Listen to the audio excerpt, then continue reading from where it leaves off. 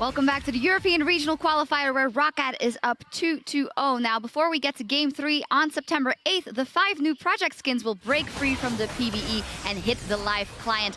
Not only do they have unique particles and animations, but you can unleash special project minions onto the Rift when you sync up your skins with the rest of your team. For more information, head over to LeagueOfLegends.com. First we give them a pool party, now we're giving them biometric upgrades as well. These minions are really living it large right now. I'm just sad their lifespan is so short because we cycle a whole lot every time we hit the Rift. Yeah, at least they get funny hats, so that's a lot of fun. Anyway, turning back to the match at hand. Match point for Roccat, so let's recap what happened before the break in Game 2 that brought them to match point. Let's take a look at the picks and bans and the adaptations coming in. The Diana is something that they definitely heard.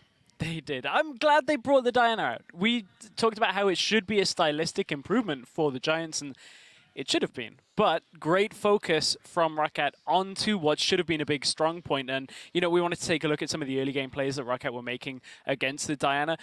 3 consecutive plays onto that mid lane when we look at it. The first one, hopefully we'll get that up for you guys in just a couple of minutes. But the first play, you know, was looking to get the kill. They still had the advantage in the middle lane on experience because of the first blood.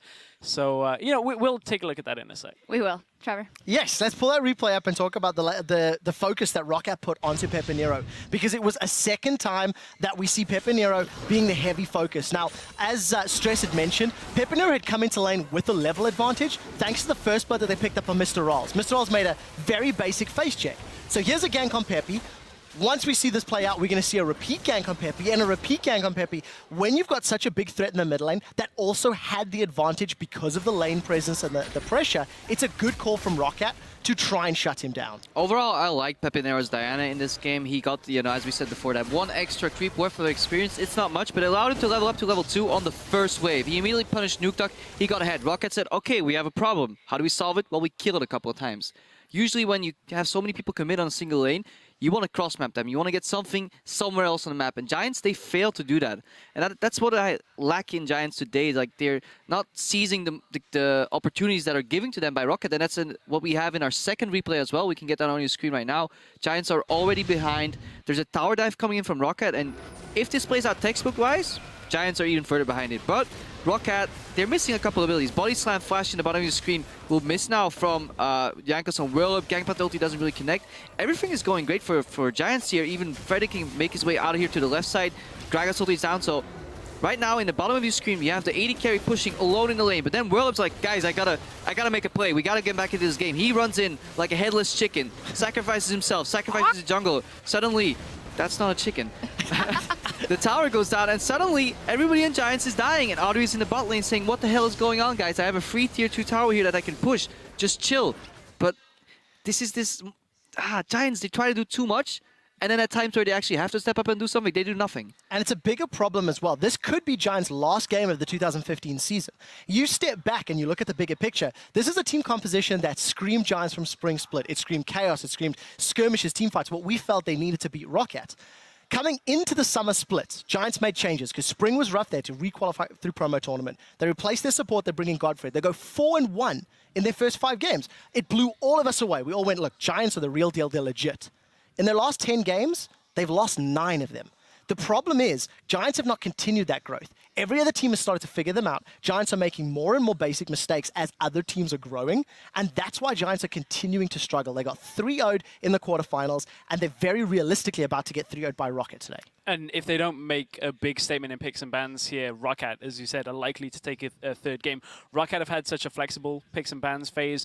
Giants have been rigid. They can only do a certain number of things because there are certain picks that they either haven't showed us or can't play. They aren't able to play the AD carry focus play style. On the other side, we've just seen the Gangplank come out from Steve. It was fairly impressive. It now puts a marker on tomorrow's series. It potentially, if they get there, with the Gangplank, both top laners play it. But certainly, it's just another pick for Roccat that is going to be problematic for Giants. I do like some of the progression we've seen from Roccat. They have definitely solidified their vision control. They were pushing their leads. They were going around the map, targeting the right objectives, maybe just the lack of execution. But overall, Roccat did look better, so that's one thing we can take away from this series. Roccat looking better and on course to take it 3-0. We'll see if Giants can pull it back. The teams are set on stage, so we're going to pass it over to Pulse and the Fish Show. Thank you very much, Shocks. And before we get to picks and bans, a quick reminder to stay with us after today's series in Berlin, because the North American LCS team will pick up where we leave off with Cloud9 and Gravity in their first round of their regional qualifier.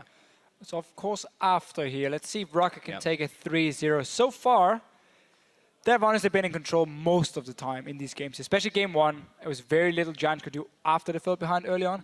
And I almost feel like it was the same in game 2. Once again, Giants taking fights they don't have to, results in Roccat getting a lot of early kills, and then it just makes it so hard for Giants to do anything on the map with the comps they're running. Back in pick and bans though, once again, as we've highlighted, Giants will be on blue side because Roccat in game 1, 3, and 5 decided to take red side. So they could ban Jax Morgana. Once again, Giants haven't really shown anything that will make a change, but I'm happy about this ban from Giants. I think Shen is one of the biggest problems because every single time you try and 1v1 in a side lane, it is never a 1v1 because Vander on Shen joins in. This should have been banned in the last game, but I'm happy to see it now from Giants. Yeah, and last time they banned out the Kalista, the Lulu, the Elise. Already changing up with the Shen right here. We see the Jax ban now coming out as well. And this will be the 22nd time now. Give me a Lulu ban from Giants and then give me Kalista ban in the end. Give Elise over to Jankos. I know it's tough to deal with it in the early game, but still with the way Roccat likes to play early game, it doesn't necessarily mean Jankos is going to do a whole lot on an Elise, and you've got to take the chance. Unless you want to first pick Kalista for Adri. Something we haven't seen work for Giants other than one game, all split long. Yeah, he's played it 3 times, and as you mentioned, yeah, 1 win. So they could do that, but again, they're thinking hard about it. Only 7 seconds left. It will be Elise or Kalista here most likely. Then Roccat get the pick of the litter. It's going to be Fizz. Okay, so leaving Kalista and Elise up. I mean, everything screams first pick Kalista from Giants with these bans coming in. Roccat banned Trundle in the last game because they were a little bit afraid maybe the Giants would run the Shen first pick and then Trundle later and have a very strong split push that way.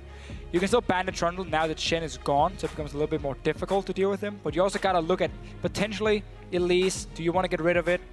Seeing as the fact that Giants could first pick it, but I'm more expecting a Kalista, even though it would still surprise me because it is Adri who's going to play it for Giants. So Roccat predict that Giants will once again swap up and go for a poke composition. They ban away the Varus, so they take away one of the big proponents of that from Pepinero. Those triple flex bans coming in from Giants means they can read Roccat a lot more easily in this champion select. What are we going to see? Is it going to be first pick Kalista? But it's a good point you just made right there with their flex picks being banned away, because that has been what Roccat did so well on purple side.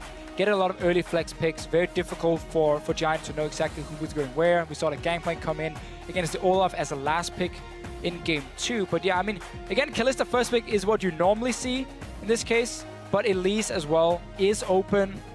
Funny enough, they banned Elise twice instead of wanting it as a potential first pick themselves because they wanted to get it banned away from Jankos and then first pick like Lulu first game, then Sivir the next game, even though they didn't have to. Roccat though getting power picks everywhere. They do show the lanes though very early. They do, yeah. Both of the solo laners have been revealed and we know they're going to go there. Gangplank and Azir so far. What's it going to be from Giants? So, about this Gangplank early pick, the reason Roccat can go for it is Fizz is being banned away, who is an okay matchup into him, and then Riven would be the other pick, but we haven't seen well it played. I was randomly though spectating him in solo queue where he did play Riven. Okay. So if he's confident enough, he can take that matchup and punish Roccat for early showing the Gangplank. Obviously not in this rotation, he can wait for the next one. And it would still fit into the style we like to see from Giants, where he can be on a massive split pushing threat. Yeah. Well, I like myself some Riven, but we are going to see, first off, the Alistar and the Ezreal. Could be a bizarre flex, but most likely going to be going on to Adri. We did see Power of Evil, of course, pick up the Ezreal. This is one of the most safe bot lanes you can run. Nothing is going to happen in that lane if you are Giants. You're going to farm and heal and sit back. So they're definitely expecting Rallis to go for Kalista here. And they're going to say, okay, we know we're going to lose that lane, so we're just going to farm it out. We're not going to risk anything if you lock in Kalista, now that we leave it open. But the thing is, yes, it might be a strong pick for Roccat and Rallis, but they don't necessarily have to pick it no matter what. Because you can still look at what is it your team composition need. We saw the Sivir Azir in the last game, how it gives them a lot of flexibility. You can both disengage with the Sivir ulti and Azir. You can also play very aggressive. Set up that Azir all in where he can knock someone back with his own ulti due to that movement speed. So Roccat basically saying, we see what you're doing. We know you want a defensive lane, but we're not just going to go for the Kalista. We build more for the team here. Build for the team and build for the disengaged. Picked up the Gragas here. He'll be going on to Jankos most likely. The Sivir as well. Just speed everyone up, get everyone for the engage, the disengage. It's all good. Is Pepinero gonna Xerath? He was thinking about it. Because over it. He has played it before. You got their Once. Ezreal already. No, don't give me AP Ezreal. Man. I don't want to see it. But you have Ezreal already, which we would expect to go to Adri, unless you want to go Kalista. Xerath, add that in. Good matchup into the Azir. You have the Elise as well, who works really well in poke comps. So you would have a poke composition that could start grouping fairly early on like just one item with the Azir Elise especially. Seems like it's going to be Ezreal mid though. And if he's not taking Smite, is it going to be what we have seen before from Pepinero, the AD Ezreal? Yeah. Trinity Force, Iceborne Gauntlet. Not Trinity, sorry, yeah. Yeah. Not Trinity Force. Their tier, Manamune build into Iceborne Gauntlet. Not sure why I thought that was a Trinity Force. Basically the same thing. But we did have the Maokai picked up. That's a Steve special. We'll be going up to Whirlip this time. So seeing him on a tank rather than a straight-up split pusher or a duelist. Of course, the ancestors were talking earlier about Mara and his big, Maokai carry. Haven't really seen anyone else in the world do that. So Whirlip going to be on a tank. A lot of physical damage from Giants, and it's a tank into a Gangplank. Roccat still has the last pick to say, okay, you guys are building obviously a double 80 carry setup, so we need something to reach that back line. Gangplank barrels, you have Azir buffed up by the Sivir. There are ways here for Roccat. With Annie Flash now, great pickup here. Really gives him a lot of options when it comes to reaching these 280 carries. Giants as well, if it is 80 Ezreal, which we are expecting now, seeing as he has played it before. Very physical damage focused. Elise tends to build Jogger, Cinderhawk. It's going really great now. Jogger more. Elise builds Jogger more. She builds Cinderhawk, obviously very often in the jungle. So while the AP damage is fine in the early game, late game you don't really care too much about it. Same for the Maokai damage. So a lot of armor stacking can happen on the side of Roccat with this Gragas at least. Obviously Gangplank likes to build full damage, so he's not going to be that effective at shutting down. But double 80 carry against the amount of damage on the side of Roccat, and now engaged with both Gragas, Sivir and Annie. I have to say that I really feel like Roccat has been winning out in this pick and ban phase again, honestly. They have so many ways of dealing with double 80 carry here. Yeah, well, you just saw the coaches. Could be the last time for today that we see them shake hands. But as you mentioned, yeah, Roccat have a lot of tools to deal with what Giants have in this game. Got a lot of engage, got the Annie, but remember, keep us updated at LoL Esports. Tweet hashtag GIAWin or ROCWin. And will Roccat secure this week? Could be the 3-0 up against Giants. Another series, another best of 5 where they get swept. Would not be what the Giants want. Can they take one game? Again, they come in with the adaptations. Again, they come in with something different with this poke composition. Will it work? We're about to find out as we head into this potential last game. It is game 3 between Giants and Roccat. Just to update everyone, it is the AD Ezreal for Pepinero in the mid lane. Nukeduck as well running with teleport because Ezreal in the laning phase is not very strong. So you don't necessarily need a defensive summoner. And because what Giants have been building around so often has been split pushing, but not this case. This is a team fighting composition for Giants. Roccat on the other hand, doing exactly the same, just have the option because you have a Gangplank to split push. I'm a bit surprised though about the TP on Nukeduck. Jankos has found Pepinero. Pepinero may need to flash here, or he may just die for first blood going over to Steve. Picked up that Duran's Blade, and he'll be going back for probably another item before this is all done. And now the invade comes in from Roccat to get that vision. Love me some W early on Annie.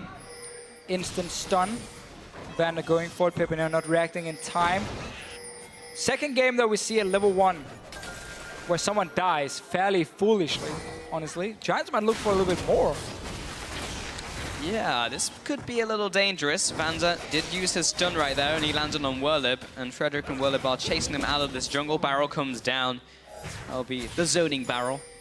and also gets taken out. 10 gold in the bank. So Roccat gets all the vision here early on. Giants, instead of trying to trade or mirror what Roccat is doing, wanted to take the fight. So they only got one ward here on the Grump. We'll give them some information on where the bottom lane is starting for Roccat or where the jungle is starting. But obviously not the same amount here. Roccat is basically trying to cover every single way, every single entrance toward that top side. And seeing as Willip didn't leave the lane yet, Roccat also saw that, and they're now invading in to stop this Grump from going down. Well, they did it last time, but it was against their counterparts. This time Frederick will smite it away. Rales puts down the boomerang and is able to put them a little low. Godfred rowing up here. The flash and the pulverize does find Rales, but they don't have a whole lot more CC. Oh, there's the cocoon coming out. Rales is dropping low. He's already used the flash, but he does have the heal. There it is. Whirlip and Godfred still chasing after the sapling, slows him down. Whirlip comes into flash auto, gets the second auto and finishes him off. Vanda also pulverized up. Frederick comes in here, already landed a venomous bite, and will be backing away. Another nice return kill coming in from Giants. So Roccat invading in to see who was starting the Grump here. Seeing as they hadn't seen Kalista, they must have expected it to be Whirlip and Frederick. Only got a little bit of damage down, didn't really manage to do a whole lot, and then Godfred moving up. Love to see Riders just instant flash away. Don't take the chance, don't risk that flash pulverize coming in from Godfred. In the end though, 1-for-1 in kills. We're back to having a lot of different action in the early stages, even before minions spawned. 2 guys went down. Oh well, minions were in place in lane, they had to spawn. Yeah. But still, 2 kills at 3 minutes. Very different from game 1, looking more towards the second game. Still not quite, they kind of just run at you and will have a lot of action. But no flash looking now. for another gank in this top lane. Has this red buff. Steve coming in as well for this gank. The stun goes down onto Godfred. He's low. He's already used the flash before, remember, for that flash. Pulverize and the knock-up. And Rales will come in with that kill. He puts the cow down and gets some revenge. So I like the adaptation for Roccat in saying, you guys have a wave that's going to push towards us because you already killed so many of the minions that we're going to either set up a freeze or you have to overextend to shove it out so we can go get the kill. Because what it also means is once you see Godfred on the top side, you know bot lane is just a one-on-one, and Steve had TP ready so he can catch the wave while the Maokai got shut down from the gank. So Steve now getting quite an advantage in terms of CS at least, even though experience is the key one, and that's also what he's getting. Because Whirlip right now is being zoned off minions despite having Elise, and he has to wait for him to come down. He's going to pick them up now. He's going to get this entire wave, so at least he will get some farm too. But Roccat basically saying, you have to overextend without any flashes. Going to go early gank you and then TP bottom lane with Steve. Frederick is waiting in the wings here, in the brushes in the top lane. But he is recalling. Rales is playing this safe, or not anymore. He's level 2. Doesn't have any summoners, remember. And Vander did get hit by that sapling. Send in Vander. Oh, he's going to go in. And does get cocooned. There's the follow-up of the spider form. Do they have enough damage, though? Whirlip now coming in. The sapling will land onto Rales. Whirlip does have his Twisted Advance, but only just gets level 3 there. And Frederick was dropping low, so he would just back off. So in the end, Frederick doesn't get anything. No summoners being blown. We're already down. So a lot of things been happening early on. A lot of flashes being blown. Adri's been down his bottom lane on his own, shoving it in. Couldn't get a freeze because... not really sure what he was doing at level 1 if he were in a situation where he could have frozen the wave, which is always, if you want to go defend top side and you can get an easy freeze at level 1 as an AD carry in a lane swap, do it. Because it's just so much more effective at denying farm. You saw how much Steve got in that lane once he TP'd down. So despite him having to invest into a gank top, he still got 2 or 3 waves when he TP'd down bottom lane. And Godfred now, sitting in the top lane, taking turns, and who can gank this duo lane? And now Jankos moving into this jungle. Doesn't have any vision over Frederick right now. He's gone for his red buff. Mid lane, we haven't spoken too much about. There's not a whole lot has happened. There is Pepinera versus Nuke Duck. Has gone for that tier start, as you mentioned. Whirlip in the top lane, though. Twisted Advance goes onto Vander, and Jankos will find him with the body slam, keeping that barrel there. So Whirlip has to take the scenic route to get to safety, and going to the bush was not safety. Just another gank for Roccat. There's 0 wards being placed despite 2 trinkets being ready. On the side of Giants, you have your support there as well. Someone needs to go out and invest into early vision. I wonder if Godfred went back and just only got boots. Let's see what happened. Pioneer ulti's up. Vander. Oh, whoa, whoa. But early boots from Godfred. So wanted more so he could roam, but meant he couldn't afford any wards when he went back. And you still have a no-flash Maokai in a lane where he had to once again overextend for it, really making it difficult to defend him. Steve obviously not really going to do a whole lot in the one-on-one, but has been getting all the experience down here, level 5 for himself. Yeah, he's fine. He's ahead of Whirlup in terms of that, at least. And he does have that kill, of course. Basically equal farm. Rales, so far, has not been farming as well as Adri, since there's been a lot of people up there trying to stop him from doing just that. Adri, meanwhile, has just been in the bottom lane, basically uncontested CS up against Steve. And Rales and Vander will find themselves in the bottom lane once again. So I just went back and looked on my own screen here. Godfrey did go back and just went for boots. 0 wards. Now he's doing exactly the same again. He's got Moby boots, so he really wants to have an impact on the map, but he provides 0 vision for his team. And due to the fact that they use so many summoners, see what happens here. Vander's no summoner, but Jankos is here. This is not going to work out well for the Giants. Godfrey uses the minion taxi to try and get to safety. The flash into the ultimate from Nuke. Again, takes it out. Godfrey, he's only level 3, man. Level 7 is here. Yeah, now this is super under-level support. He's gone full focus on mobility. Even though, as I mentioned before, so many summoners were blown. Now we might see another one. Oh, good cocoon in from Frederick. Did CC up Jankos. Those stacks are steadily building from Adri for this rend. Jankos needs to get out of here. Oh, body slam over the wall. Frederick looking for the execute. Gets him down with a venomous bite. Sinks those fangs in and picks up a kill. 1-0 over to Giants after all of that. So this time a good reaction from Giants. Had TP ready. Roccat opted to go for the dive. Very aggressive and honestly greedy play right here. Even though Steve could TP as well, still it opens up mid lane because Pipino never moved. It was Nuke who TP'd down bottom lane, joined in on that gang, turned it around. Roccat should have said, that's fine, we get a kill. Go back to our lanes because now Giants are getting so much damage on this mid tower. Yeah, Nuke should get here before they are able to take the turret, but still, it's a lot of damage Roccat didn't need on that middle turret going down. Is building towards Nash's Tooth once again. Meanwhile, Pepinero has had that tier for a while, so he's busy farming that up, as you mentioned, for the Muramana, Last Whisper, all of that good stuff. Godfred came in for the headbutt. Will be flashed away by Rales this time. Good flash from Rales. Had his spells shielded, one of the spells would have hit him anyway. Vander now needs to stun him up because Whirlup is going aggressive. Coming in for the re-engage, pop the ultimate already. Steve now coming into this fight, should be enough to disengage at least. There's the chain of barrels, does not connect with the retreating tree. Frederick is still there, the stun was not charged up with the Pyromania from Vander. Whirlup will use his W to get to this Grump, try and back away. Godfred, he's still level 3, but he still has headbutt. He's going to knock him towards the Grump. And Whirlup has been CC'd up underneath this turret, taking the wrong escape route. Godfred, actually, for trying to assist his top lane, is probably going to fall here as well. Steve is the one to parlay him to death. And again, he goes down, a 2-0. Vander caught out by Frederick, maybe picked up. Has popped the Molten Shield. Rales now coming into this fight. May pick him up. Repel comes up, comes in, gets the execute, takes him down with Q, but trades 1 for 1. A 3 for 1 overall in favor of Roccat. Can someone please respect the fact that teleports are in the game? We keep seeing both teams looking for dives where the enemy top laner can TP down and stop it and turn it around. First, Roccat did it, caused him a lot of damage in mid lane and a kill. Now Yank is going for Adri into the tower. Great barrel, also cleared out all of those minions, so immediately aggroed Adri. Jankos with the outplay. Just too easy though. Yeah. Clear out the minions, use the smite I believe in the end as well, and then just knock him into the tower when there's no minions left. You know it's gonna switch over to the AD carry. Adri not reading the situation, but really, then Giants down bottom lane saying, okay, now we're gonna go for a dive. After they forced a flash from Rales, they could just take it and hit the tower, get a lot of damage on it. They wanted more. And that means Steve can now TP down, suddenly turn it around on the side of Roccat, more kills for them. Really some unnecessary dives from both teams. Just getting damage on the towers is more than enough. You don't have to always go for the kills. Feels like both teams are slipping a little in this one, in this third game.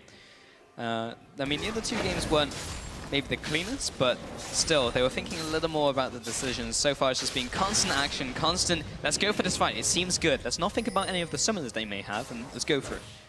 And time again, And teleports come in. it is impossible to make it a low-risk situation when you go for the dives, because again, as you said, you don't think about the summoners at the same time. Something we highlighted earlier, Godfrey going for very early Moby boots and 0 wards on 2 or 3 backs in a row. So there was no vision really to spot where is Roccat sending their members. And in order to set up a low-risk tower dive, you need deep vision so you can see, okay, where's the enemy jungler coming, or who's moving down towards this top side, or this tower here. And you need to have, of course, the summoners under control, and Adri now going down. Flash into the tib as Adri kiting away, but it's just a question of who the kill's going to go to at this point. It will go to Rales, and Godfred does want to make haste and get out of here. He's only now level 4. There's the Ezreal ultimate, clearing out no minions. And bottom turret will go down to Roccat. And we'll carry on the push, actually. Frederick is in the bottom side of the map, but there's no AD carry, no real wave clear out from Frederick or Godfred. Vander wants him. He wants the stun. He gets the stun. Jankos does not have his ultimate, though. And now they will make the way out, maybe looking for Dragon. And when Roccat has made a mistake in this series, they maybe have given up a tower, maybe a kill. Before they gave up 1 kill and a lot of damage on mid tower, but never the same amount the Giants gives up whenever they make the mistakes. When they overcommit, it's like 2 or 3 guys dying, it's a tower going down, it's a Dragon going down, because Roccat always sets themselves up a lot better for these fights here before they even start. And also it seems like Giants really overcommit. Godfred going down beforehand when he tried to help them out instead of saying, okay, Wallop, you're done. You're done, so just die. Instead, he walked in and tried to help him, ends up dying as well. Yeah. And really, for Giants, they just, again, just a step behind very often. Steve, in this top lane, has just been gradually accumulating kills with his TPs, has been farming away, having a pretty happy game, honestly, playing against a champion who's played oh so often in this split. And that means he can just get all of this farm, basically. Has picked up the Phase this time around. Last time picked up the Sheen first. Looking for the extra damage this time. Just trying to get slowly towards that Trinity Force. Frederick and Wurlup, seeing he's recalled, will go into this jungle. Maybe try and get some vision.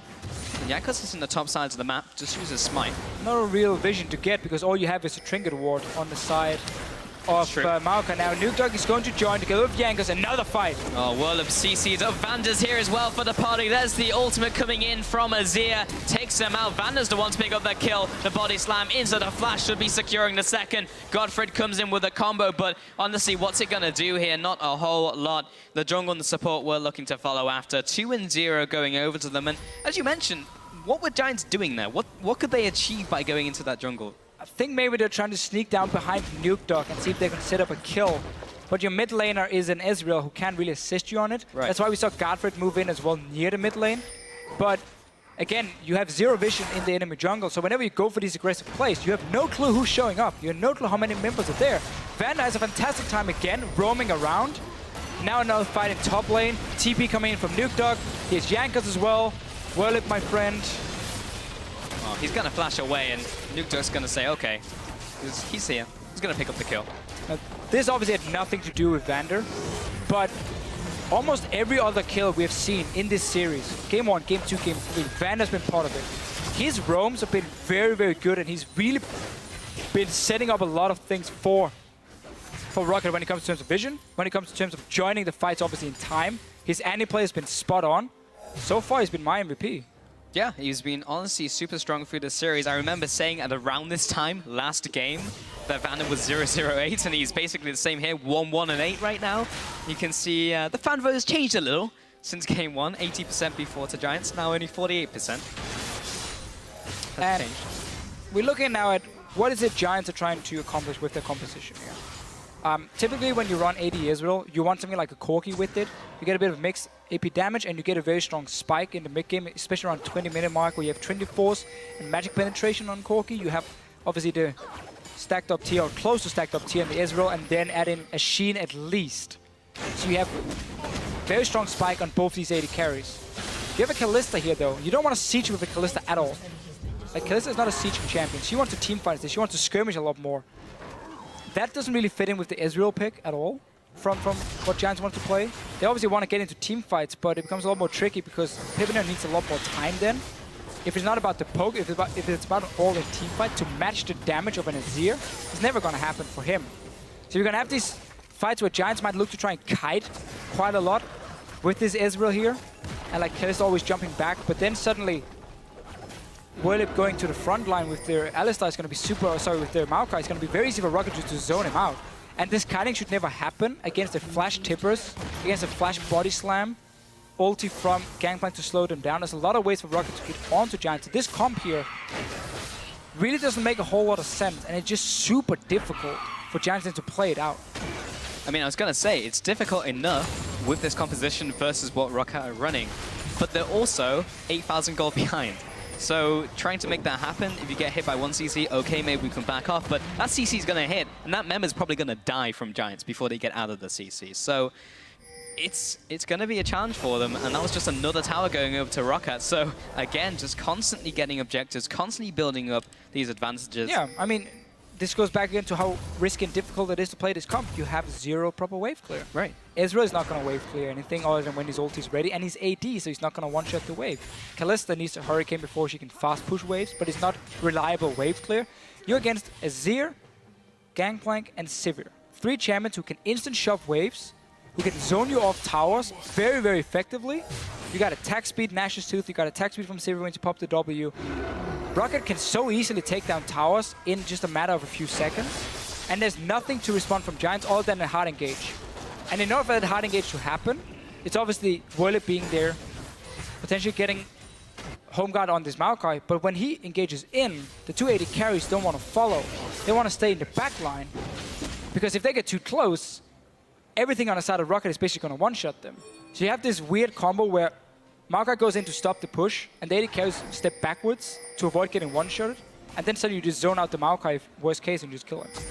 Well, Whirlip has identified that he needs to be the engager, he needs to get in, but he doesn't have those boots yet, so he can't upgrade to the home guards and get those home guard teleport plays happening. He has gone for the first item, Righteous Glory. Remember that did take a hit in terms of numbers. We typically see top lanes who run that go for like a defensive item first, like a component of like a Frozen Heart or a Spectre's Cowl, something like that, but has gone for that immediately, so he's able to get that extra movement speed, try and go for these engages, but so far we haven't really seen Giants group up and go for an engage. It's always been them getting caught out, someone dying, going into a fight that's already basically lost. It was too early for them anyway to group up. I mean, they needed more time on the Ezreal in the mid lane really to start It's only 18 scaling minutes. up. So, like, when you have Kalista, you obviously bank on the fact that you can win the early game as well, at least your lane, with how strong Kalista can be, and then you have this very, very good skirmish with the player of the Ruined King, where you can duel most AD carries.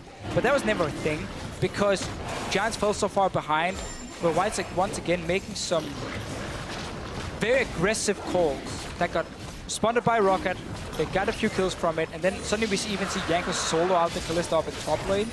And like, we never got to see that dual power. Now suddenly, we have 280 carries sitting in mid together trying to share farm, which means nobody's really happy. Because nobody wants to share as an AD carry. You want to get solo farm, and now Rocket's just going to engage. Yeah, Rallis is going to click R, and the rest of the team is going to follow. Flashes over the wall, looking for Peppy, gets him and takes him down. Nuke looking for the follow-up as well onto Frederick. And that forces yet another flash. Giants just losing summoners, losing ground. And now the middle turret is going to be pushed in. This one minion is going to die. Another wave of minions on the way, ready to get killed by this tower. So allow Rocket's Rocket gonna keep to them push alive. it, but you mentioned it, the Zir, the Sivir, how quick it is for them. Oh, Smack man. it down. I mean, even Gragas can add in some bonus damage on the tower. Yeah. A rise from Nuke Duck even, just a lot of damage. It's honestly insane. That tower died so quickly. Steve in the bottom lane wasn't even there. Remember, he has his passive, which also applies on turrets. 50%, but still, it's true damage. Pepinero coming back out of base, and you know, we have that question, is Pepinero going to turn up? Because we've seen a downward trend from him, and like, he hasn't done badly, but there's been a lot of decisions as a team that has just not really allowed him to get into the game. I mean, the Diana game as well, he got camped and wasn't able to do a whole lot, and also died a lot. Sure, I mean, it's not just him, obviously. As a team, Giants really struggled to enable Pepinero, but his own champion pool, we have to highlight, is a problem. I mean, I feel like all the EU mid laners who cannot play like a Zia Victor already put yourself in a disadvantage in the pick and ban phase. I mean, the Victor pick here has been huge for Nuke Dog in first game 1 now. Again in game 2, even though he's not been the big carry in this game, the fact that he is an Azir just gives him so much more. I mean, they say he's not been the big carry. He's done some fantastic plays. Oh, He's Flash Tibbers, by the way. Flash Tibbers and a dead Ezreal. Brutal. Yeah, but as you mentioned, yeah, 0-3 on that pick from Pepinero. It just, every Victor game hasn't worked out. And if you can't play it, then yeah, you're hamstrung in Champions League. And then you gotta go for something like an AD Israel suddenly, which is a poor matchup into Azir in the first place, and just doesn't fit into anything. Really makes it so difficult for Giants. Anyhow, praise to Roccat for how well they're playing out, especially this game. They had that one poor dive in the bottom lane. Outside of that, they have been in full control once again. They're playing around the map, rotating really well. Vander is roaming everywhere and being part of almost anything. And we get to see strong individual play as well from Nuke Dog, from Rallis. And Steve is honestly done a fine job. Wasn't 100% impressed by his gangplank in game 2, but this one, he hasn't really been challenged. Yeah. But the difference is as well, Roccat has had pretty solid early games every single time in this series, and that's down to a little bit from Giants pulling in Godfred, and he's like, nope, I'm out. I'm not going to engage for you.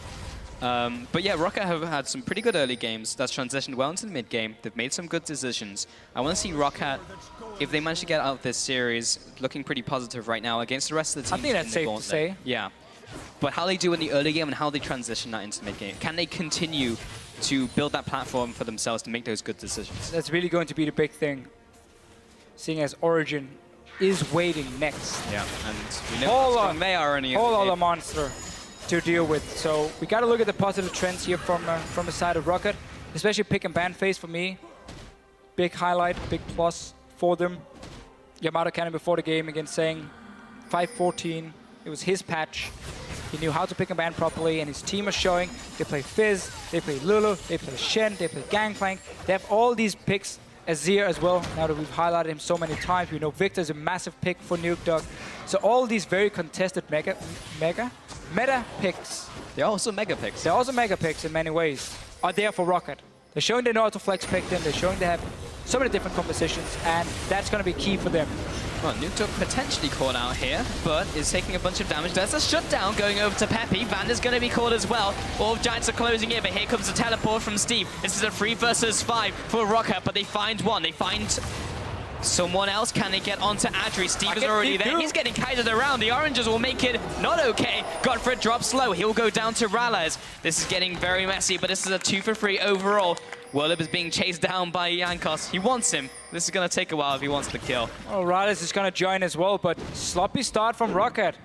Nuke didn't flash away. He decided to stay in and fight and see what he could do, but getting caught out a little bit on the side of Roccat.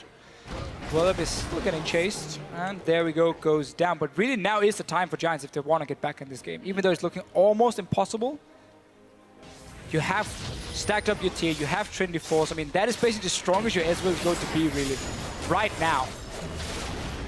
But your Kalista is still very far behind. And Adri even gone for second item, Last Whisper. So he has not enough attack speed really to have much of an impact. He's obviously looking at the fact that the double AD carry. Still don't agree with it because it's only the Gragas who's going to stack armor on the side of Roccat. That should have been a Hurricane.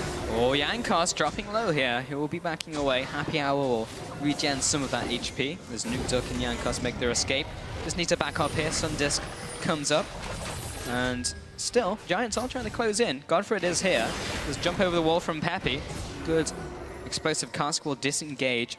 And yeah, Peppy will be stopped by this minion wave. But if we... Actually, Roccat pushing down the middle lane as well. This could go down. Well, I have no TP and Nuke yet, and Jankos is far away, so they should just back away, take the dragon instead.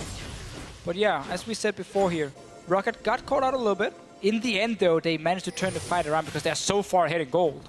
Can even go and take the Baron from it.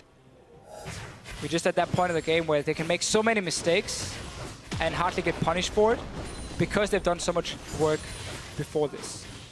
Yeah, but if you think about like the games the Giants have won, it's all been about like maybe falling behind early. Yes, that's a lot of damage from Nuke. And then getting back into the game because they have such good scaling. Remember, Pepinero back when Runglaive Ezreal was a thing. Even almost took a game against Fnatic even. But they don't have something in the late game here. They just kind of flop. Yeah, I mean, there's a big difference between AP Ezreal and AD Ezreal in the late game. So yeah, while they have been able to pull that to late game from time to time in the past, not the case anymore. The meta very much shifting far away from a lot of the poke we see. You can still play it. I still think there are some good poke compositions you can run, but you see more and more Victor, Z, and so on. We've seen it for a long time, obviously. But that was even a good adaptation from Roccat, because they decided to ban the Varus in this game. So even if Giants wanted to change their playstyle, go for a poke composition, kind of what they have here with Pepinero, they couldn't pick the Varus. Like, Roccat kind of just read them like a book and picks and bans. Definitely so. And getting all the picks they wanted on their side. Gangplank is here, first rotation, this one. Pushing on to the tower, there's a TP behind. This is the fight for Giants to win. Yeah, Godfred is still on the front lines. He's dropping low. Still the Unbreakable Will is up. Whirlip was there and Whirlip is gone very quickly. Adri also taken down as he flashes away. Pepinero will be getting away with the Arcane Shift, but he's chased into his own jungle, gets slowed down. Nuke takes him out of the Sand Soldiers. Ralez picking up that one. A 3-0, and it looks like Roccat are coming in for the jugular.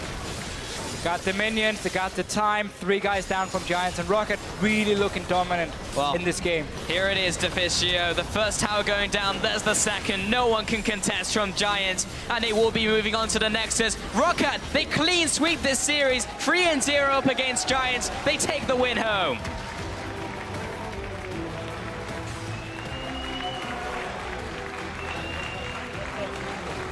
Just gotta give it to Roccat here. Full control in this game, entire time basically, outside of 1 tower dive. Game 1 and game 2, after they got out of the early game, Roccat had the gold lead. They had the map control, great vision from Vander and Jankos together, all 3 games.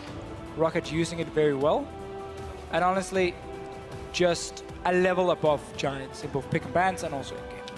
Yeah, well executed. They assume direct control, as you mentioned.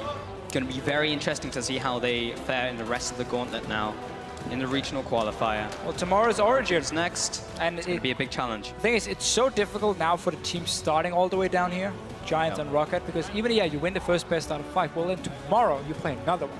If you win that one, well, then Monday you face Unicorns of Love in another best out of 5. So there's a lot of work to be done between the best out of 5s, because you got to look at your own game and say, okay, what did we mess up? What can we fix? Can we fix it over just one day?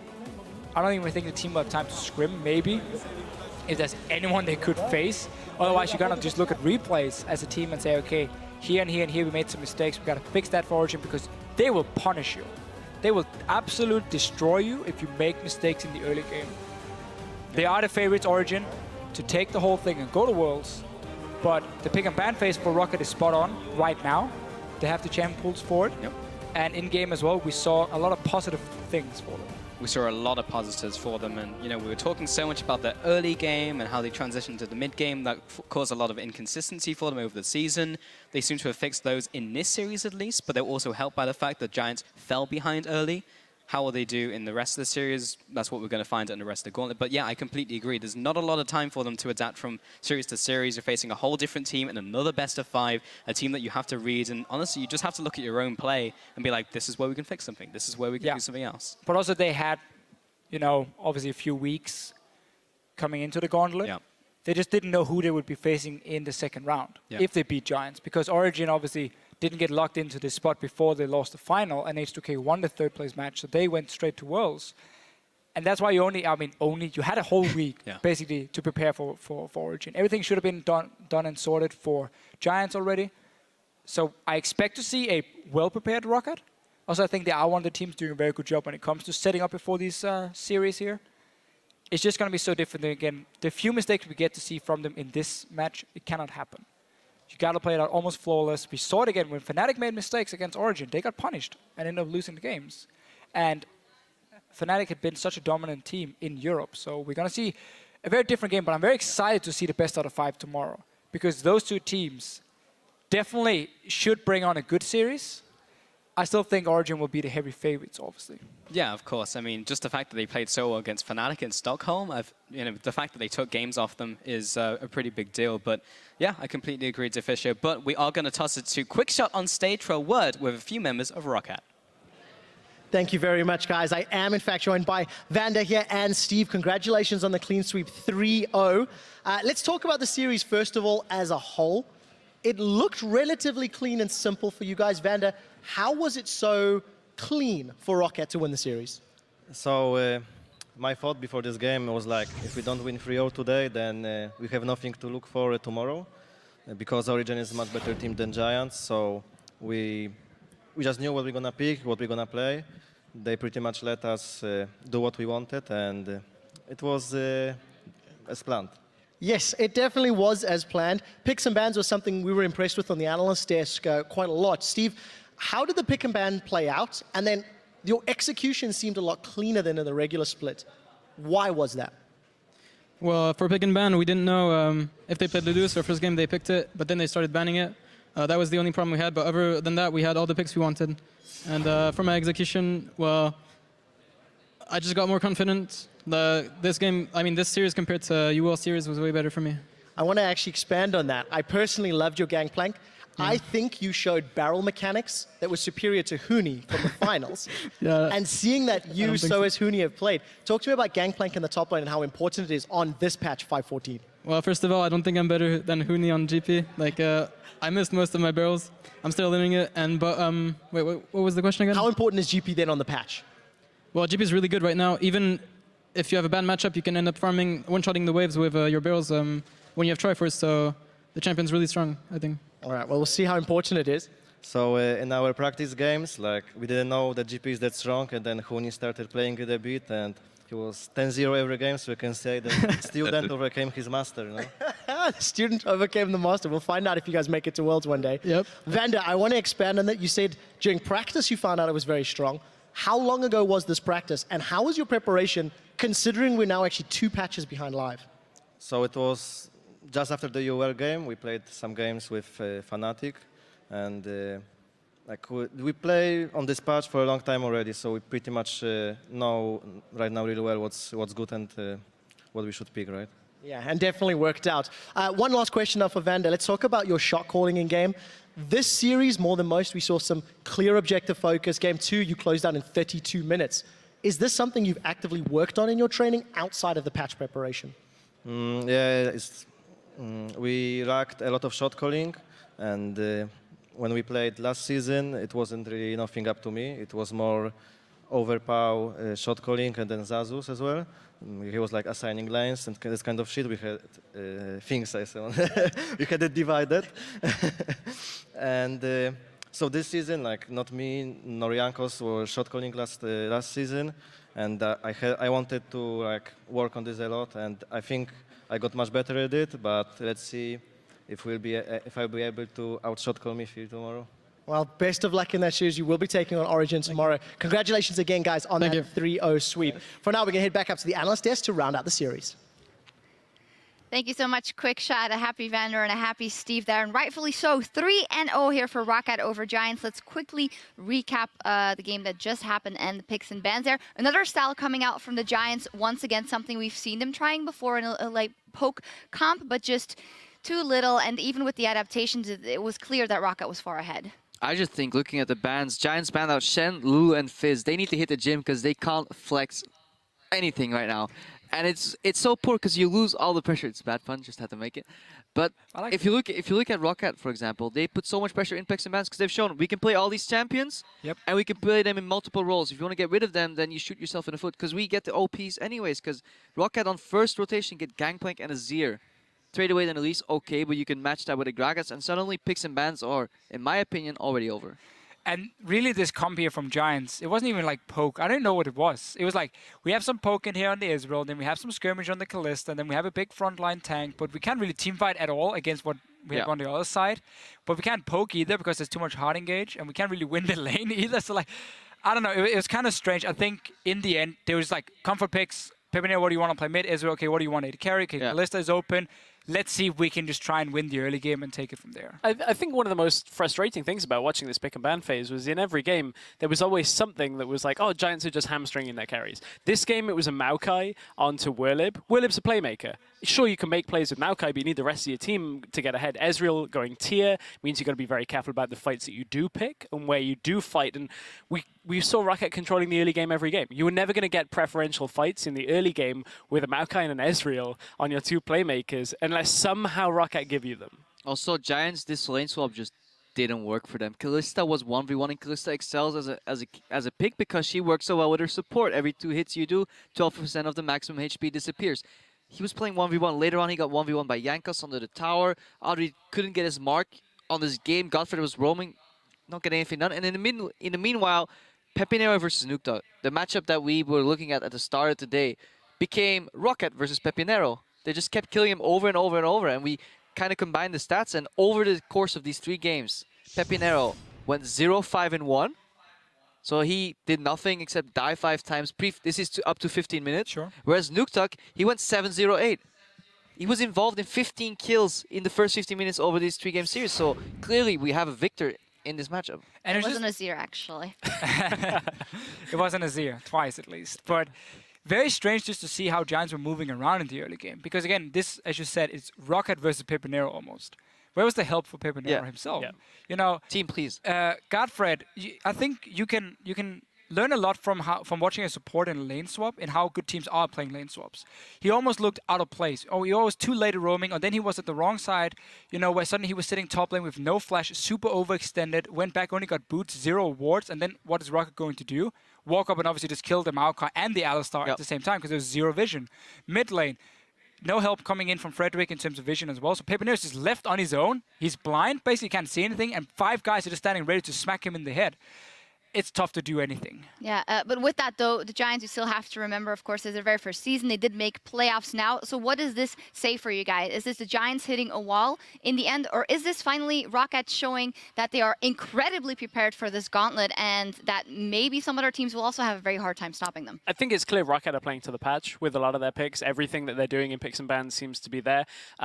Flashes of the skill that we've heard about from Roccat, Nuke Duck specifically in this series was, his Azir was great.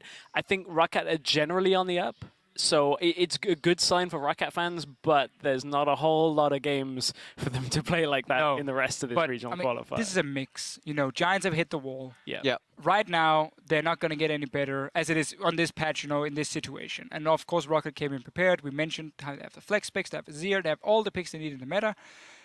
Is it enough against Origin? Because now your individual skill will get tested a lot more. Steve on Gangplank had an okay performance. I wasn't 100% impressed by it. Compared to what Source showed in the final, I see a big difference, and that's going to matter quite a lot. If Steve can outplay Source, Roccat will have a chance. Yeah, definitely comes down to individual matchups. In addition to the team play, I think Roccat looked better, but we can't forget that we're playing for a spot at World Finals right now, so we can't judge these teams just within each other. So we need to get to not a world-class level, but good enough to compete for a spot at Worlds. And then Origin showed in the final against Fnatic, yeah, we're the real deal. Roccat, I think they took good steps, and it's hard to judge up until you actually get punished for your mistakes. Because everything is easy, especially look at game 1. Giants, they let Roccat slowly play the game. We compared it to Roccat was playing the map in slow motion because they could. There was no pushback. We pointed out just now, whenever they're ganking Pepinero, where was the rest of the Giant squad? No proactivity, no vision control. Roccat kind of got their way with the game, and hopefully tomorrow that will be challenged by Origin. They did, but tomorrow indeed as they face OG, and we're going to hear a little bit about that matchup, but we're going to come back to our discussion in just a minute because Quickshot is standing by on stage for a word with Jankos and Yamato Cannon. Thank you very much. I am here joined by Jankos and Yamato, and I want to talk about the matchup that you guys have tomorrow, another best of 5 against Origin, a team that many people are calling the second best team in Europe. Yamato, let's start with you and discuss what, in Rockat's opinion, are Origin's strengths as a team? I think individually they are very, very good. I think their strength is the fact that they have very, very few weaknesses. I think it will be a question of who plays better. And I think with the performance we did today, I think we can contest for the world spot. Well, it definitely seems to be the case. We heard analysts there saying in a moment ago, Roccat on the up and up. Strong 3-0 today. Jankos, talking about tomorrow's matchup against Amazing, how different will that be than today's matchup against Frederick? I mean, Amazing is good. That's the first thing. And Frederick is like just a jungler. So I think overall is going to be much different. And Amazing overall prioritizes helping his teammates over farming jungle. So usually he tries to camp in the bushes and gang a lot and make stuff happen. So I think it's going to be tough for me. I think he's really good lately, and that's it basically. I don't think there is like much for me to prepare against him. Like he plays standard champs and stuff like this. So nothing special, but just very good. So very good. Feels like you have a strong opinion about specific things he's going to do. Does this come into your preparation, knowing you have 3 best of 5s to play, and if you win one, you have to do another. If you win that, you have to do another. And that's the team that beat you, Unicorns of Love at the end. What's it like preparing for 3 best of 5s in a row? Well, I don't really care about this. We just prepare kind of step by step. For example, we didn't talk about Origin yet. We'll talk about this now. Because here is the Giants, then it's Origin, and then it's, well, go home or play UL, you know. So I think it's actually pretty fun to prepare like for 3BO5s. And it's a lot of experience on stage as well, because you play day after day, and then you can warm up one day, and then play some better opponents next day, and it's fun. I like it. I'm looking forward to seeing those better opponents against you guys tomorrow. Origin, of course. Let's turn back to Yamato Cannon and talk about some picks and bans. Analyst Desk was praising picks and bans for Roccat all day long, looking at the likes of the Shen, the Lulu, the Fizz, the Azir, everything that is strong in 514 and that Gangplank. So how does that come into your preparation against Origin, who have a very similar champion pool and demonstrated it against Fnatic? I think there's a very clear difference between like my preparation against Giants and Origin. I think the fact that Origin played against Fnatic, they poured their heart out, played the best they could, played very, very well. I think with that in mind, they showed what they play, they showed all their cards, and they bled, and if it bleeds, you can kill it. If it bleeds, you can kill it. The man who will be tasked to kill it will be Jankos tomorrow. How much can you learn from watching Origin in the semifinals and the finals to find out whether or not you can actually kill them in the regional qualifier tomorrow? Well, I don't really think I would learn much from semis. I think overall Fnatic showed pretty strong performance, but I think Fnatic kind of underperformed in those BO5. And obviously, I think Origin, like they are beatable, but I would say they are a better team than we are at this very moment. So we are kind of the underdog coming to the series. So I'm glad about this and see what happens, you know. It's good to hear a little bit of honesty there, talking about the underdogs, something Roccat have struggled with a little bit. Yamato, let's go for one last question, talking about pick and ban strategy. Today, you guys prioritized red side against Giants. We know tomorrow you'll be prioritizing blue side against Origin. What are some of the decision factors when a team opts into either blue or red, and why? I don't want to reveal too much, but it's a question of what kind of priorities the teams have shown in the past, trends, and also like research in general. And I feel that Origin has just a better champion pool for 5.14, so my priorities get shifted around. I don't want to reveal too much. That's fair. That's perfectly fair. Yeah. I won't ask you to explain more. I just want to congratulate you again on the 3-0 victory. I'm looking forward to the best of 5 tomorrow. Congrats, guys. So to round up the series and the day, we're going to head back over to the analyst desk. Well, thank you so much, Quickshan. Just a reminder, the NALCS's first regional qualifier match between Cloud9 and Gravity will be coming your way in just a little while. Stay tuned. They have to get set up over there. Of course, that gives us time to preview the OG versus Roccat match and talk a little bit about this interview. Who plays better will win. Thanks, Yamato, for that one. Yeah, thank you, Mato, indeed. And thanks to Jankos for saying they haven't really prepared for Origin as a team yet. Not buying that one. I don't buy it, but at the same time, you know, in the office this week, we've been kind of alluding to the format like the Elite Four. That felt more like Roccat just got the Boulder badge from Pewter City, and now they have to go face Lance straight away, and they haven't even prepared. Technically, this is not so Elite 4. You know, the Elite 2 are kind of locked in for Worlds already, so we're going... With the root, the mood. Yes, Ouch. not so Elite 4 with like a reverse gym leader setup because the final boss is in round 2 already because that's Origin. I don't know what you youngsters are talking about.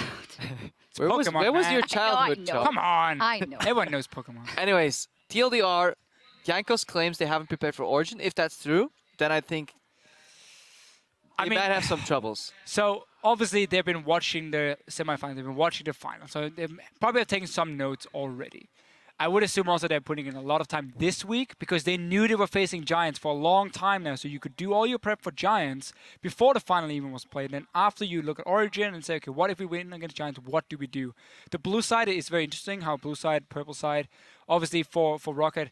I guess for blue side very often, if everyone plays like the meta picks, you will do more OP bans than direct target bans. But when you're facing like Giants, you ban Jax Morgana almost every game, so that makes the red side a little bit easier because you then get 2 OP picks in the first rotation on red side. That could be a change. Let's actually take a look because you talk about the meta picks at the picks or what Roccat has shown so far and what maybe overlaps with the players on OG, the matchup that we'll be seeing tomorrow. A couple of ones in there. Of course, the Gangplank, no surprise, but some things in there could prove to be an edge for Roccat. So I think Gangplank will almost guarantee be banned out completely unless Steve actually plays the Riven, which is the notorious pseudo counter. We never saw it in action, but we kind of deduced that from picks and bans OG versus Fnatic.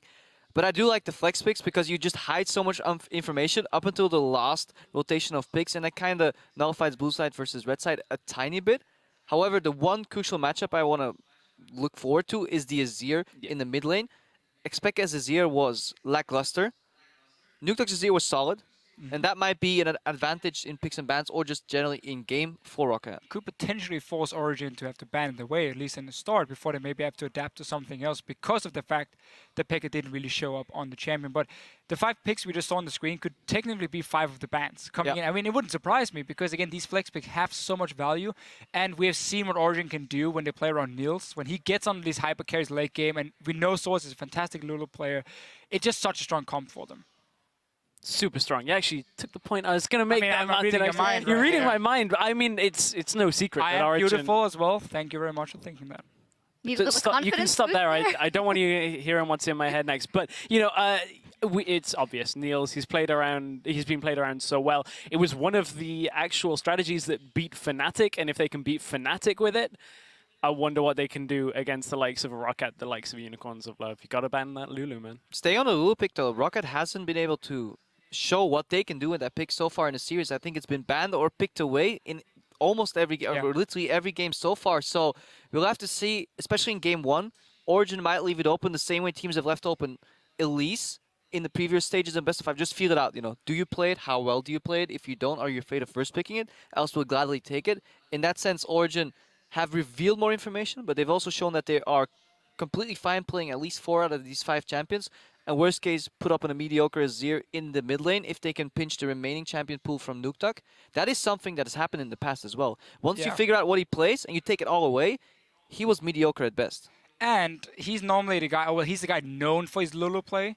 So if Roccat picks it and sends it into the mid lane, is that really too bad for Origin? Yeah. In the sense that you kind of get him on a utility champion. You neutralize him. You neutralize him in that sense. You get a bit of a farm lane for Pekka then in that case, and it becomes a lot about Mr. Rallis, who is a good AD carry, but I don't think he's been at the level of Niels, at least not when it comes to peaking in this split here. So maybe that is a thing for Origin, saying we don't really care too much about you getting the Lulu. I'm not sure, though. I still think it's such a fantastic strong pick. I think that's interesting because if in some strange world the Lulu does go over and the Gangplank to Steve, if Origin want to test it, we know Soaz can play up against Huni's Gangplank. They may be comfortable playing it as well. That would give them another damage threat. A lot of hypotheticals and weird picks and bans that we don't really expect to be getting all the way through, but it's a very interesting series with such big overlapping champion pools. Super, super interesting. And as Yamato so eloquently put at the beginning of the show, he's on top on 5.14. Only took him a couple of weeks, even months. So congratulations on that. Moving away from maybe the picks precisely, some interesting things coming out of Vander there as well. A lot is going to come down to him and Mithy and shot calling precisely in that. Very interesting thought. I was a big fan of Vander in this series here. I thought his roaming was spot on. Obviously, the Shen play makes it a little bit easier to roam from time to time because sometimes you just have to click your ulti, but that was a very effective strategy to shut down a split pushing composition the Giants were running. And he is good in terms of vision. We know that all split long. Sometimes we maybe argue he wastes a few wards in there, but the shot calling is the key. I don't think they got challenged against Giants when it came to the shot calling, and that is very different against Origin. Traditionally, Vander has always loved his sidestone. He was, throughout the split, the earliest sidestone buy of all supports overall. However, I feel like this series, he's used it better. The deep vision was on point. Giants is a relatively easy team to lane swap against because they often make one of those crucial mistakes. However, still props to Roccat for playing out their lane swaps relatively well.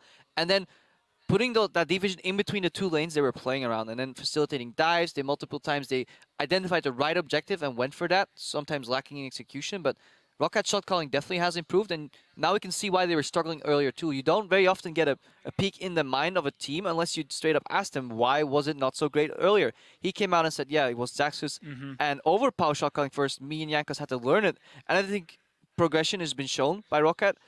Then again, they're going up against Mithy and Amazing as a shot-calling duo, which has steadily been progressing throughout the LCS as well. If we go back to their Challenger days, that is night and day. Right, and as a whole, just the way Roccat kind of adapted their play with the vision control, everything, this felt closer to what Yamato was talking about with, playing the right way for Roccat. However, how much of that was given to them by Giants in this series, how much of that was led over, I don't think they'll get away with as much against Origin, but it is an improvement for sure. Yeah, we will see what happens. We also asked on Twitter if anyone could see what the best strategy would be in the regional qualifier, and at that, Hatchap writes, I think the best strategy for the regional qualifier is Origins. Let just be by far the best team in this tournament strategy, which is quite interesting because all the eyes are on them and thinking that the 3rd seed or the 3rd spot from 2 Worlds is going to come to, or is going to go to Origin. Rather, how will that influence them because they were the better team? They put up a fight against Fnatic, but now you have to prove it tomorrow and the day after possibly. I mean, obviously they should have a lot of confidence going into this, but at the same time, you might be the best team normally, but it's about what you do on the day. So if they show up and they don't perform against Roccat, they can still lose, or against Unicorns of Love on Monday if it is, even though I'm not expecting it. I have to agree with the tweet. It's a good strategy to have. If you can be the best team in the tournament, it should work pretty well for you. So in the interview, I think it was Jankos who said OG is a bit of a better team than we are, so it's going to come down to the day. If what you've seen from the champion diversity coming out of Roccat, if each of their players plays to the maximum of their potential on Roccat, is it then still a 50-50? Ooh, I don't think it goes to 50-50. I still think even then it's kind of like a 60-40 Origin if Roccat are playing at their absolute best. Roccat have upset Origin before. Yamato wanted Origin in the bracket, if you remember his comments. So I don't think it's a foregone conclusion. If they are playing to their best, though, it is a close series, and I'm expecting more than 3 games. Yeah, and who was on his game 100% today at today's series was Nukeduck. He did more than his fair share to bring Roccat to round 2 of the tournament with a KDA of 15 at 15 minutes in 3 games. He is our player of the series, Nukeduck. Fantastic Azir, which is definitely something to look at. But in general, good series. A very good series. I mean, Nukeduck just been stepping up the further we get into this season here. Really become the big playmaker for Roccat as a team. Him and Rallis. I mean, Rallis is a very consistent carry as well. But we just got to praise Roccat as a team here, setting up Nukeduck so well. I mean, he did a lot, but then also Jankers and Vander so on, always being there to almost feed him the kills. I haven't done the math exactly, but I wonder what happens if you pinch his champion pool. If you take away 3 of his champions, first pick the 4th one, force him into very predictable patterns in terms of champion picks. That's when Nukeduck has struggled throughout the year. Only when Jace Varus meta came back into the swing of things, he kind of picked up again and had these stellar performances. His Azir before that wasn't the greatest. He has worked on that. Actually, with the removal of the knockup, his ultis have actually become a lot better. So in that regard, it could be an approach that we see from Origin in addition to just protecting Xpeke in the mid lane. Because that could, in my head, be the only matchup that is maybe slightly tilted towards Roccat. Problem is just if we look at his champion pool that he's shown so far, I mean, we know Victor is there, we know Azir is there, we know Lulu is going to be a pick for him, Fizz as a flex pick for them as a team. So you got already 4 good picks right there you got to get rid of in some way. And then we've seen the Yasuo pick. If Pekka wants to run the poke, like we saw Varus come in as a last pick versus Fnatic. Corki mid. Not expecting that one too much, but hey, it is an option. I mean, he's a guy who's shown, at least right now, he has a lot of different champions. But then you got to value how effective is, like, Corki mid compared to an Azir is night and day for me, at least. Right, and he's grown so much since the days of just ban LeBlanc, and that's kind of Nukeduck out of the picture. Those were the days where it was like, man, he's crushing everybody in scrims, but when it gets to the stage, doesn't seem to be happening because people are just ban him out. So, as you said, much wider champion pool, more comfortable as well on so many more champions when it comes to it. He's winning laning phases a lot better than he was before. Feels a lot more confident in the games. Stepping away from the matchup, though, thinking about Steve, he had a good series so far. However, he fell behind against some of these niche picks from World. If he's matched up 1v1s against Soaz, I think bad things will happen for Roccat, so we might see a lot of lane swaps tomorrow. And also what happened last time these two teams faced each other and Roccat managed to beat them, it was a lot about what Jankers and Vander could do together to shut down Mythia and Amazing. Because that suddenly saved Steve from a potential one-on-one because now Soaz couldn't play aggressive because obviously he didn't have any vision control because that had been shut down. So a lot of fights going on all across the board here, but I definitely agree on Soaz being the stronger top laner right now compared to Steve because he looked amazing. A lot to think about, going into tomorrow's matchup. But in any case, with that win, Roccat are one step closer to Worlds 2015. As we talked about here already, their next challenge comes tomorrow as they face Origin in a 5-game set. And then after that, possibly, of course, the Unicorns of Love coming as well. Is it fair to say in this one that tomorrow's matchup will be a very big indicator of our seed? I think so, because both teams from tomorrow's matchup will have an analyst that's gone, Unicorns of Love. Their picks and bans is predictable. We're comfortable facing against whoever. Unless somehow Unicorns have come up with something in the last week. I don't think you can learn Azir and Kalista in a week as a team, but that's not to count them out quite yet. Yeah, I've seen Martin try. Takes definitely more than a couple of weeks to learn Kalista. That Kalista, man. Too hard to play. Ban it. Ban it away. But yeah, Unicorns, they were predictable. And in addition to that, the sheer amount of confidence you get, either it's Origin confirming that they can still beat the other teams, they can go ahead and probably take that series home. And if Roccat magically somehow win, well, then they'll have so much confidence and such good execution needed to do that they will likely beat the Unicorns. However, never rule them out. You know, Unicorns Fnatic sprint split. Everybody thought it was an easy sweep for Fnatic. Ended up going 5 games, so anything can happen. Yes, even though Unicorns have looked a lot worse. Right, I'm sorry. I'm sorry.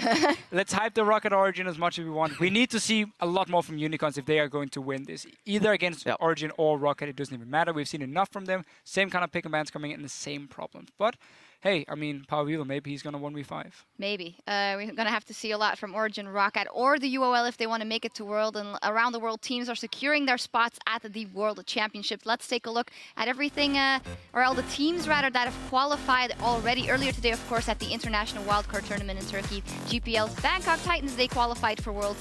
They beat the Oceania's Chiefs in the final there, and a lot of teams from around the world starting to qualify. Oh, it's filling up for Worlds. The road to Worlds is well underway. Korea locked in 2 teams today, as well as SK Telecom beat KT Rolster 3-0 in today's LCK Summer Finals for the #1 seed, meaning that the 2nd seed from LCK went over to the KOO Tigers on points. But what a difference we saw between SKT and the rest of the teams over there. 3-0 in the final. KOO Tigers been looking fairly shaky, or at least inconsistent, we can call them in many ways. I'm looking at China, though. Like, LGG is already locked in. One of my, probably my favorite to win Worlds, as it looks right now. And then suddenly we're going to have 2 more teams coming who could potentially also win Worlds, because like the top of LPL right now is just insanely close. Yeah, and EDG, the fact that they're still not locked in, guaranteed for Worlds, is such a, a reverse miracle. Just a big question mark. Everybody expected them to sweep throughout the end of the season, but they've just like not been getting there. They've been struggling, doing, and man. Some of their members even came out in alleged posts saying, "Yeah, we're not actually looking all that confident anymore." But whatever team makes it from China are definitely contenders for doing well at Worlds. I'm not gonna say just winning it. There's chances there. SKT, I give it to LGG just as my person. Yeah. But the other teams, do well. I believe QG is still in the race. They are. Yeah. And I'm a big fan personally of QG and their playstyle. So definitely looking forward to those matches. Definitely watch them. China and is your boy Swift, of my course. boy Swift. That's what I always talk about. That guy can jungle. He can counter jungle, neutralize the enemy jungler. If you want to watch the series, I think it was against Kakao, where he did some great things. So Swift, fantastic jungler. Definitely check Only that watch out. game 1 and 2 though if you want to see him dominate, because the next few games was... No, game 3 he was down and he still played well. Fine, game 3. Don't watch game 4. Yeah, stop game 4. Watch everything, come on. Certainly a lot of hype for LPL and LCK's regional qualifiers. I believe LCK starts on Wednesday. That's KT Rolster, CJ Entus, Najin and Jinair. Jinair and Najin start that one off. So some hype games there. Friday is the LPL with EDG, Snake, QG, and IG, I believe it is. So those are some awesome games. So put them in your calendar, because it's Worlds, Martin. It's Worlds. It's Worlds. It's Soon nearly Worlds. Soon it's Worlds, not just yet. And then, of course, Saturday, we have our promotion tournament. So make sure to watch that one as well. So much action, clear your calendars. But here in Europe, the regional qualifier will continue tomorrow, starting at 5 p.m. Central European Summer Time. That is 8 a.m. Pacific. Then we'll shoot it over to the North American LCS crew for their round 2 bout of the winner of today's match and Team Impulse. That will be Gravity or Cloud9, who's facing Team Impulse. A cheeky prediction. I mean, Incarnation will take Cloud9 to the next round. You know, the hype is real. I see it. I mean, you're so excited right now. I'm so Can't excited. spell hype without high. But then Team Impulse will beat them, and that's it. Yeah, both teams actually kind of took a dip.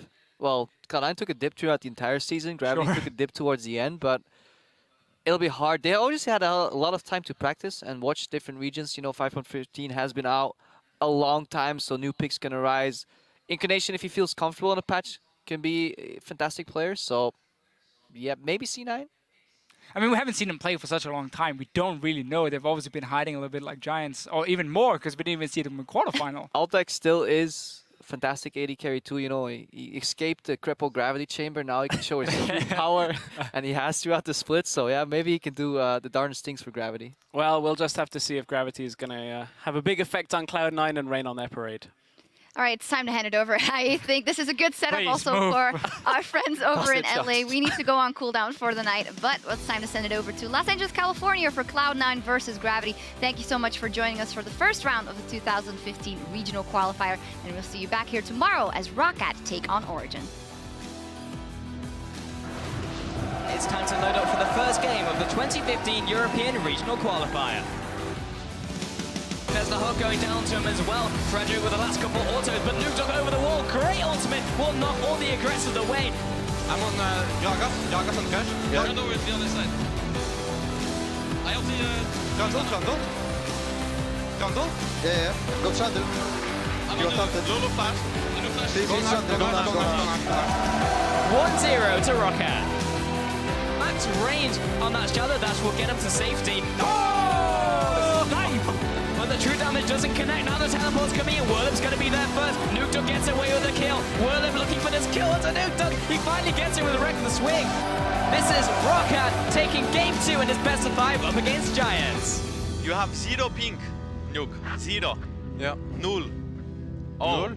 Yeah, null. null is in German, I think. Yeah, I have null ping. Yeah, so now you can actually make plays with Yasuo. Don't Okay. worry. Not only farm. Not only farm. Here, this is not going to work out well for the Giants. Godfred uses the minion taxi to try and get to safety. The flash into the ultimate from Nukeduck.